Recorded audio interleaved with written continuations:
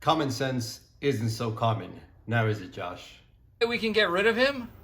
Not without cause, Michael. I have cause. It is because I hate him. What is up, Raider Nation? This is your boy Darth Raider, and this is my Week 5 recap of the Las Vegas Raiders against the Kansas City Chiefs.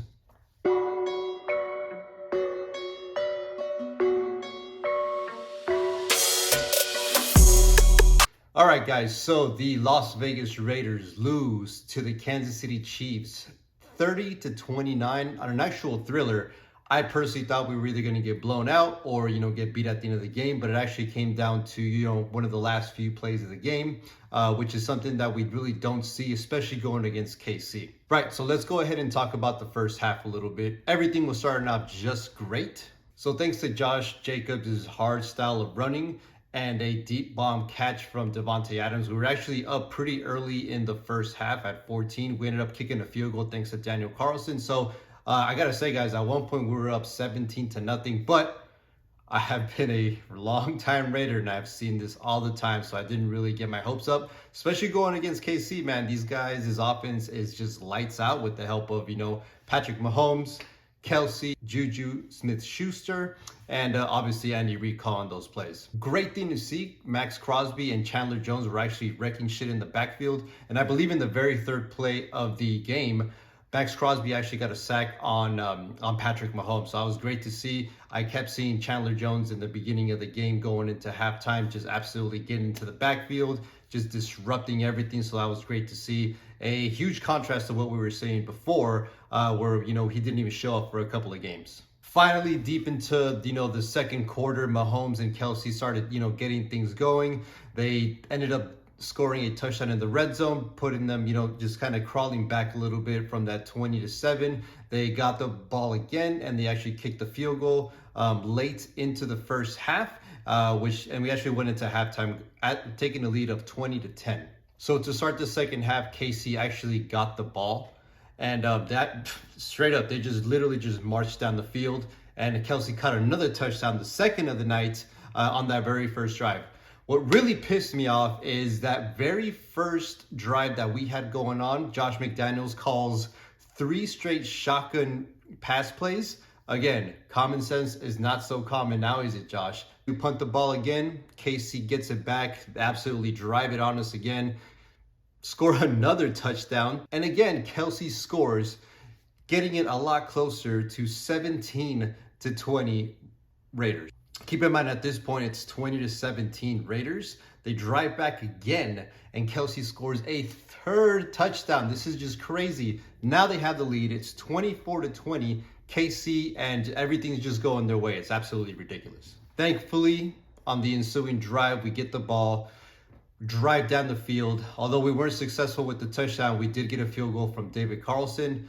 So thank you for that, man. So now it's 24-23 Kansas City. Giving the ball back, they absolutely just drive it on us. And again, for a fourth freaking time, Kelsey scores another touchdown. That's 4 touchdowns on the night, extending the KC lead to 30-23. We just couldn't get anything going at that point. If there's anything good that happened on that touchdown drive, is that they did fail that 2-point conversion, thanks to Max Crosby putting his hands up and just disrupting those passing lanes. So it's 30-23, and thankfully, we get the ball back, we start driving, and we do score a touchdown on a deep throw to Davante Adams, which brings us actually a little bit closer to them. At this point, it's going to be 29-30 KC. Things are actually looking up for us. We actually look like we're starting to get rolling, and we're actually giving them a fight in Kansas City on the Monday night, so that was good to see. Now, this is when things actually start to get weird. After we score, we can go ahead and, kick the field goal, tie the game at 30-30, but what happens next? Josh McDaniels wants to get cute, and all of a sudden he goes off and calls for a 2-point conversion drive. Unfortunately, we do not make it.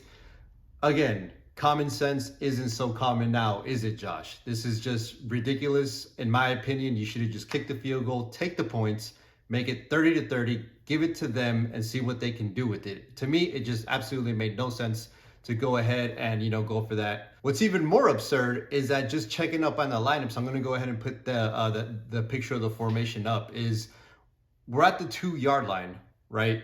We go shotgun, with 3 wide receivers. That's just insane to me, because this whole time Josh Jacobs has absolutely been wrecking everyone with runs of like 20, 30 at a time, absolutely just killing these safeties, running over everyone and anyone that's not their mom. And it's now, it's now a 2-point conversion with just 2 yards to go. And what do? We're going to go ahead and opt for a shotgun run play. In my opinion, you go heavy sets, you go I formation, whatever you want to call it. You throw a fullback in there, you throw 87 different linemen in there and just punch that ball in. There was no way Josh Jacobs wasn't going to make that. This man averaged 7.3 yards a carry. How are you not going to trust him, Josh McDaniels? Come on, man.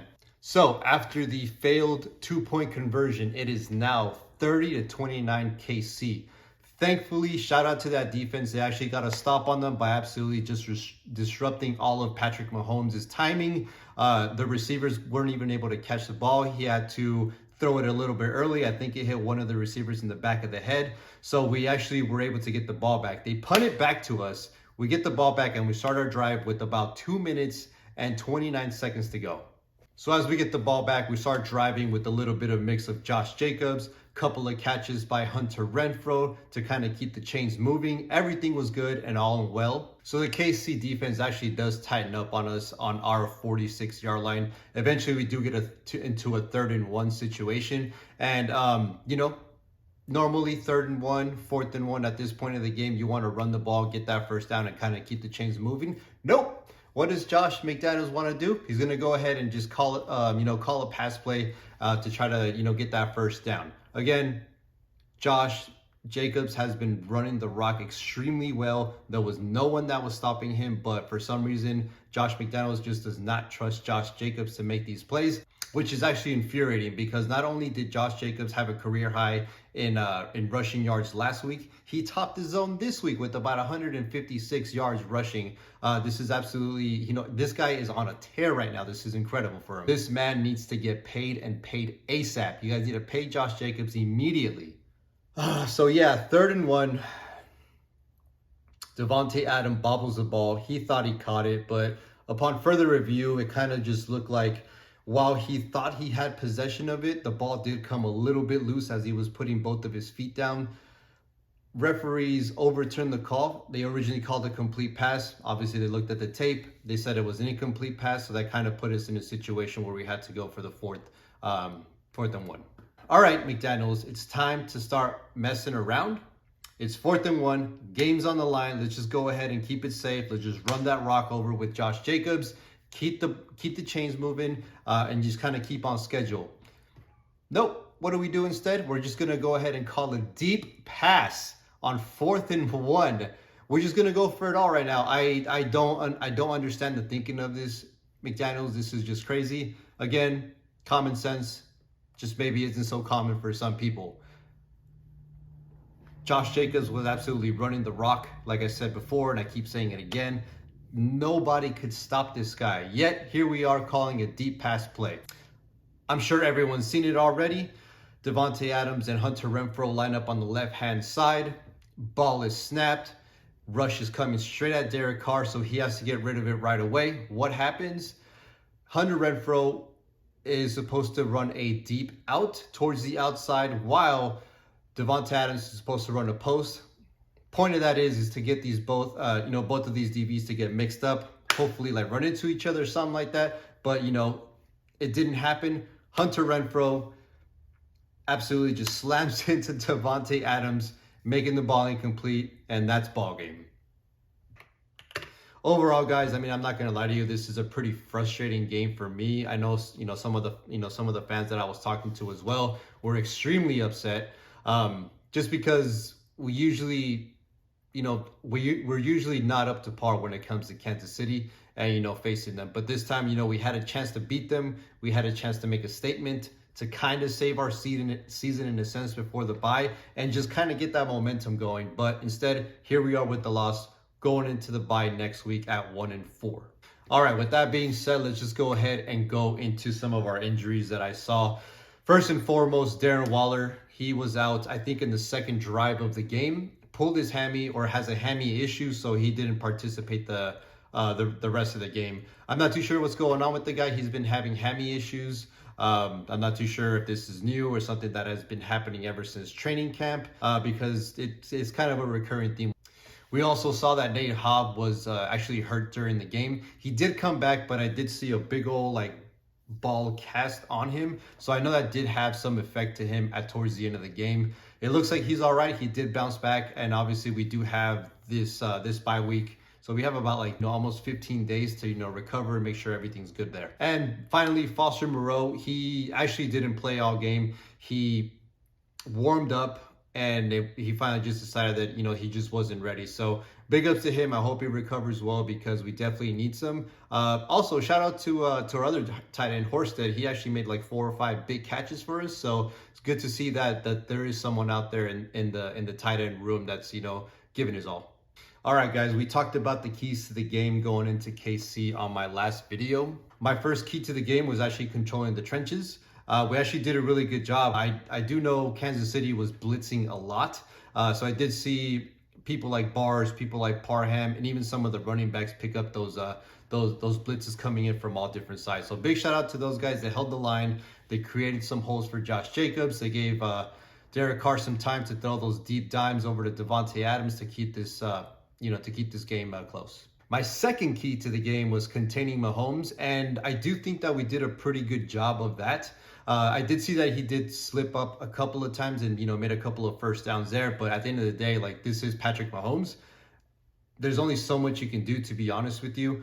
But for the most part, I'm pretty happy with the way we played him, we contained him. He usually goes off, not that he didn't, but still 4 touchdown throws to Kelsey it's pretty unacceptable, but it could have been a pretty big bloodbath from what they usually show us. My third key to the game was kind of like a 3A, 3B type of situation. One of them was to get Josh Jacobs going in all facets of the game. Again, this guy needs to get paid. He's showing that he wants to be here. He wants to get that bag, so this organization needs to do something about that ASAP. My 3B was going to be Darren Waller, but obviously, like I said before, he was injured early in the first half, so we didn't get to see much of him.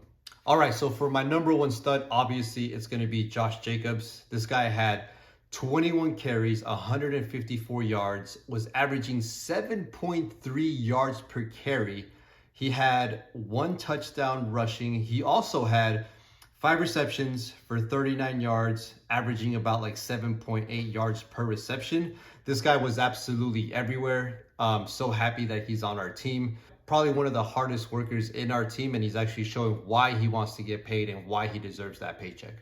Stud number 2, none other than Max Crosby. This guy was absolutely everywhere. The Condor, just wrecking shit in the backfield all game, proving to everyone in the world that he is a great candidate for Defensive Player of the Year. I know it's only week 5 and it's going to be a long season to go, but so far he's up there in the top 5 of damn near every category when it comes to a defensive end. He ended the game with 4 tackles, 2 sacks, 3 tackles for a loss, and 2 quarterback hits.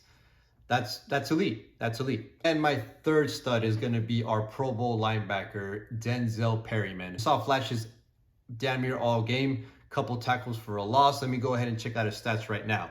This guy had 8 tackles, 1 sack, 1 tackle for a loss, and 1 quarterback hit. It's not too bad for a middle linebacker, is he? Those are my 3 studs. Now we're going to go and move forward with the 3 duds. And unfortunately, the first I think of right now is going to be Mac Hollins. He was targeted 4 times, no receptions whatsoever. I think he did drop maybe 2 of those 4 targets. So that's completely unacceptable, especially for someone that Carr has been depending on recently. My second dud isn't really a player. It's more of a coach, and that's going to be our head coach, Josh McDaniels. As you guys have seen throughout this whole video so far, common sense isn't so common with this guy. A lot of questionable calls. When it was time to, in my opinion, run the ball, he wanted to opt out of pass it. Didn't even look like he made too many adjustments until, I don't want to say it was too late, but until Kansas City started to catch up. And once you let Kansas City catch up, there's literally no other team in the NFL that can stop him. So some questionable play calling. One of them was being our first drive of the half, we went shotgun and tried to throw the ball 3 straight times. A mix of that, a mix of going for a 2-point conversion, which in my opinion, I would have just kicked the field goal to tie the game, put it in the ball of Mahomes' hands to see what the defense can do. Instead, he wants to go ahead and run the ball. If you want to go ahead and run the ball, totally fine, man, but you got to call a better play than that. Especially when that defense is going on a cover 0 and going on an all-out blitz. You need as many big bodies in there as possible. And my third dud, I don't like to put these guys in there just because I don't want to seem like a cop-out, but the refs didn't do a good job this game. And I'm not talking about, just them calling plays for them, calling plays for us, but obviously they did try to make up for that roughing the passer call. They tried to make up for it, and then after that I did see a stat, I'll have to look it up. There was 8 penalties for the Raiders while there was only 2 for KC. So as you can tell, when it comes to officiating this game, they did not do a good job. It's one of those things where you don't want the officials to control the game, which is exactly what happened. So that was one of the most frustrating things I've ever seen. All right, guys, so moving on. What's next? I mean, we're going to go into the bye. We're going to get a couple of bodies back. Hopefully everyone's nice and healed up. Next time we see each other, it's going to be against the Houston Texans at home at 105. Hopefully we can pull out a dub. Guys, I want to say thank you so much for hanging out with me, listening to what I have to say.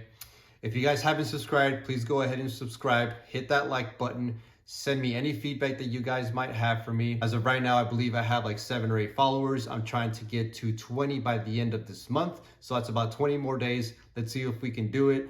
This is my week 5 recap of the Las Vegas Raiders against the Kansas City Chiefs. I'll see you guys next time. Thank you.